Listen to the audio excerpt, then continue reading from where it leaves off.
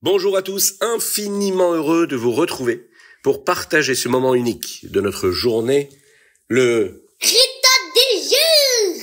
Aujourd'hui nous sommes Yom Shishi, le vendredi de la Parashat Nitzavim en effet, et nous sommes très heureux de partager ce moment, qu'Akadosh Baruch Hu bénisse le Ham Israël pour un bon Shabbat. Aujourd'hui nous sommes la veille de Shabbat Mevachim, mais qui n'en est pas un. Oui, nous le bénissons pas ce mois-ci, vous le savez, nous l'avons vu déjà ensemble.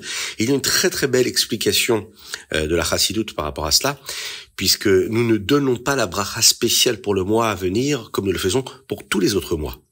Néanmoins, nous allons dire tout le Teilim, et nous maintenons la coutume de faire un Farbrengen lors du Shabbat Mevachim, c'est si particulier. Nous apprendrons ensemble une raison à cela dans le Hayom Yom, parce qu'Akadosh Baruch Hu lui-même bénit ce mois. Il y a une autre raison pour laquelle nous ne bénissons pas le nouveau mois, qui est pour perturber le Satan afin qu'il ne dise pas de mauvaises choses sur le Ham Israël Chas v'Shalom le jour de Rosh Hashanah. Qu'est-ce que cela signifie de confondre le Satan ? Ne se souvient-il pas de l'année dernière ? Pourquoi se laisse-t-il embrouiller chaque année par la même chose ? Il a peut-être compris une fois pour toutes que nous ne bénissons pas le mois Tishri. Il doit savoir que c'est le moment et c'est son rendez-vous à lui, manqué. Nous allons comprendre cela après avoir découvert une magnifique histoire qui concerne le Rabbi Rachab, le Rabbi Shalom Dovber.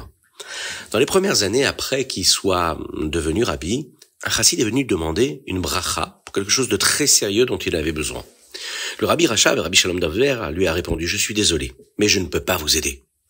Vous pouvez imaginer ce que le chassid a ressenti à ce moment-là. Son rabbi lui dit qu'il ne peut pas l'aider. Il était tellement bouleversé qu'il est sorti de cette yéchidoute, de cette entrevue, et a commencé à pleurer. Le frère du Rabbi Rachab, le Raza, l'a vu et lui a demandé ce qui s'était passé. Le Raza a eu de la peine pour lui, et il est allé demander au Rabbi Rachab pourquoi le chassid ne pouvait pas avoir la bracha. Le Rabbi Rachab, le Rabbi Shalom Dovber, lui a dit de le faire rentrer. Il a mis son gartel, cette ceinture chassidique que nous avons l'habitude de mettre pour ces moments si particuliers, spirituels, et lui a donné une bracha. La question qui se pose, c'est pourquoi ? Pourquoi le Rabbi Rachab ne lui a-t-il pas simplement donné une bracha la première fois qu'il l'a demandé ? La réponse est la suivante. La première fois, le chassid n'était pas un récipient, un keli pour la bracha. Toute bracha, toute bénédiction, a besoin de descendre et de se poser dans un récipient. Il faut avoir un récipient, il faut être ce récipient pour recevoir une bénédiction. Et ce chassid-là n'était pas encore un bon récipient pour recevoir la bénédiction du tzaddik. Ce n'est qu'après qu'il ait pleuré et fait tchouva qu'il a mérité de recevoir cette importante bracha dont il avait tant besoin. Il en va de même pour la bénédiction du mois. Akadosh Baruch Hu dit non, vous ne pouvez pas bénir le mois. Le mois de Tishri est particulier. Il faut être prêt pour cela. À ce moment-là, le Ham Israël, le peuple juif, se pose des questions. Il se sent mal. Il essaye de comprendre pourquoi. Il fait tchouva. Il s'améliore. Et lorsque nous faisons cela, le Satan lui est confus, car il espérait que l'Am Israël ferait la Birkat HaChodesh, la bénédiction du mois, et se comporterait comme il le faisait toujours pour tous les autres mois de l'année.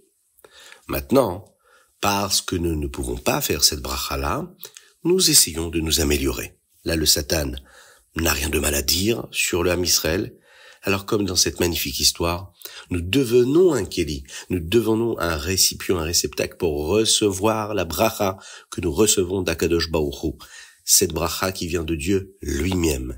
Et cette bracha-là qu'il nous donne, c'est une bracha, une bénédiction, pour toute l'année à venir, pour tout le Ham Israël, partout où il se trouve, et en particulier pour nos frères en Eretz Israël, avec la Géoula Amitit ve'Hashlema.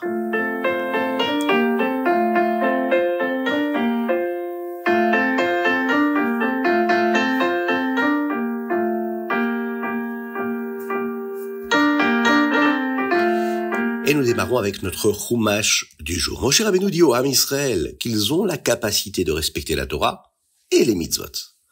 Pensez-vous qu'il soit trop difficile de faire les mitzvot ? Pensez-vous que vous ne serez jamais capable de toutes les respecter ? Et là, dans ce dialogue, le Moshe Rabbeinu le dit, il dit au Ham Israël, dit non, ce n'est pas trop difficile.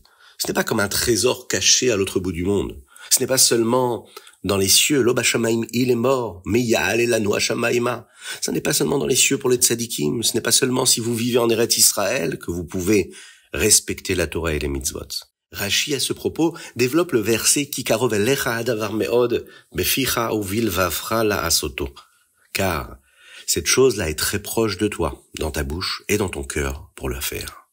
Rashi explique que cette phrase nous donne une garantie divine. La Torah n'est pas une sagesse lointaine, inaccessible.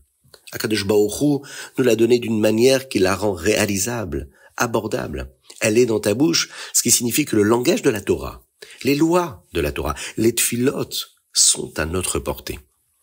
Elle est dans ton cœur, beficha ou bilvafra la asoto, ce qui signifie que le désir, l'amour et la crainte de Dieu sont des sentiments innés dans notre neshama, dans notre âme. Et enfin, la asoto.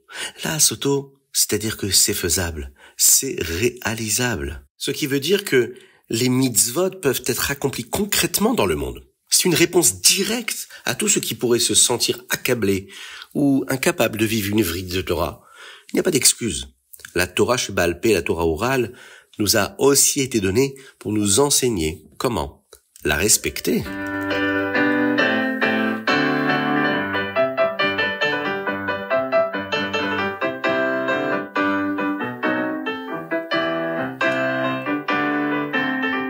Teilim 119, deuxième moitié du grand Teilim Kuf Yud-Tet. Nous lisons aussi les 3 chapitres du mois d'Elul, qui sont les suivants, le Aïn Vav, Aïn Zaïn et Aïn Chet. Il existe une coutume, un minag, de dire un verset commençant par la première lettre de notre prénom et se terminant par la dernière lettre de notre prénom. À quel moment? Avant la fin de la Hamida du Shmoneh Esrei. Et pour trouver ces versets-là, il suffit d'aller regarder dans le chapitre Kuf Yud-Tet, le 119. Il y a un exemple qui est le premier verset du Télim d'aujourd'hui, qui commence par la lettre Mem, pour tous ceux qui se nomment par exemple Mordechai. Ma'avti toratecha kol hayom isichati. Combien j'aime ta Torah. Elle est ma conversation tout au long de la journée, ma préoccupation. Ce verset-là correspond au mot Mordechai, puisque la première lettre est la lettre Mem et la dernière, c'est un Yud. Isichati, avec un yud à la fin. Alors, si vous vous posez la question et vous cherchez quel est votre verset, que vous soyez un adulte, un enfant, et que vous n'avez pas encore réussi à trouver, n'hésitez pas à nous envoyer un petit message par WhatsApp au 06 21 37 24 52.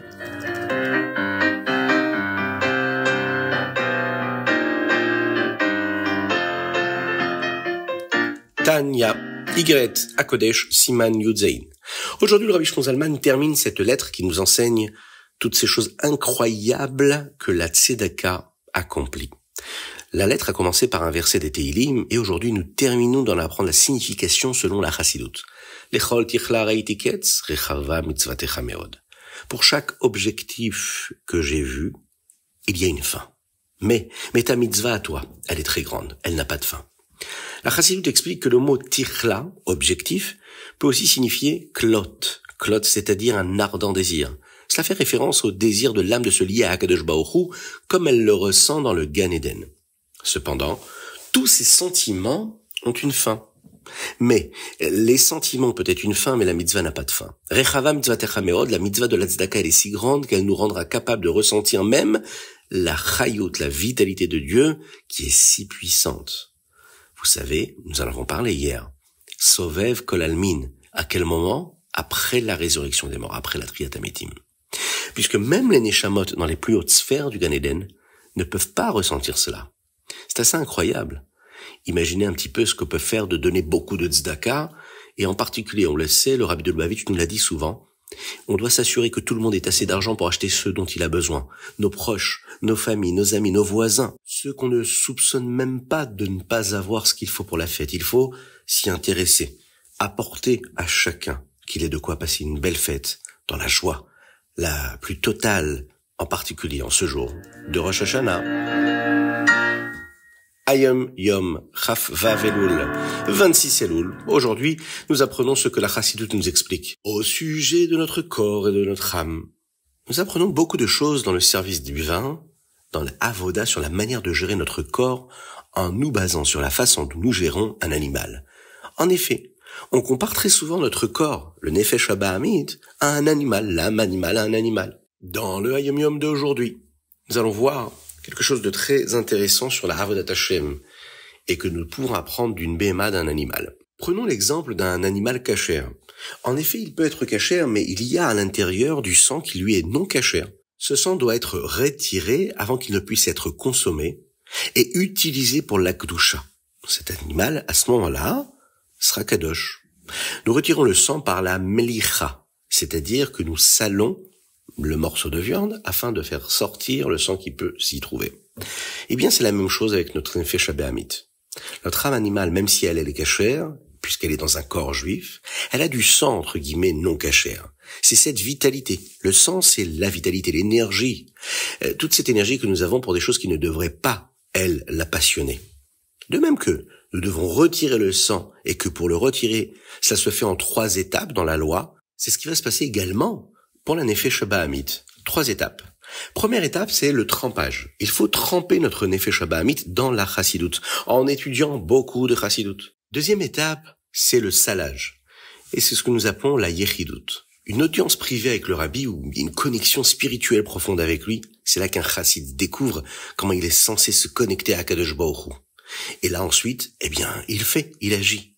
Alors aujourd'hui, physiquement, si on ne peut pas rencontrer le rabbi, on peut le retrouver à travers ses écrits. C'est une façon d'être en entrevue directe avec le rabbi quand on étudie les textes d'un rabbi. Et enfin, la 3e étape, c'est le rinçage. Et le rinçage, c'est quoi? C'est le nigun, une belle mélodie chassidique. C'est la dernière étape qui fait de la nefesh habehamit, de l'âme animale et du corps de la personne, un endroit où la neshama pourra toujours briller.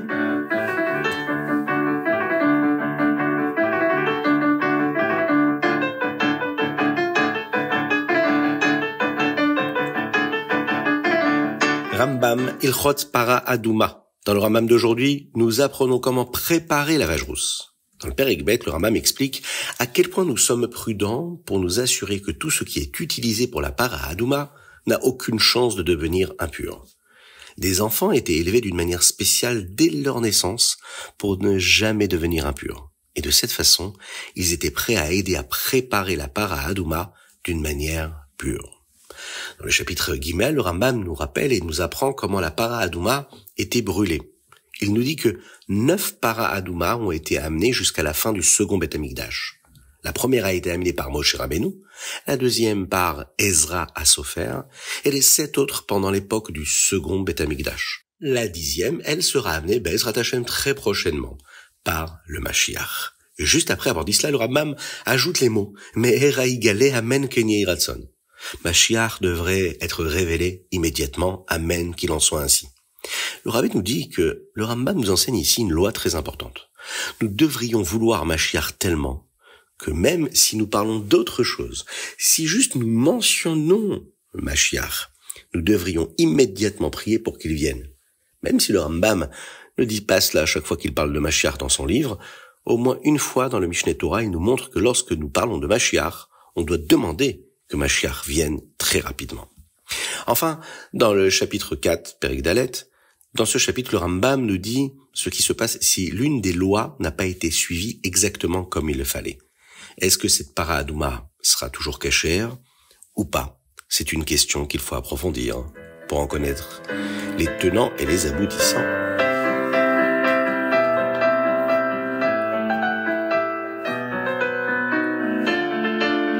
Voilà, c'était le Chitat du jour. Je vous invite à le partager avec le plus grand nombre. Je vous invite à nous envoyer vos dédicaces sur chitat.fr ou par WhatsApp au 06 21 37 24 52. Shabbat Shalom à tous. Que Dieu vous bénisse et qu'il vous protège. Qu'il inonde votre existence de bonté, de grâce, de miséricorde, de compassion et de pardon véritable. Qu'Akadosh Baruch Hu fasse qu'on puisse, Be'ezrat Hashem, tous se retrouver ensemble à Yerushalayim avec le Beth Amikdash reconstruit.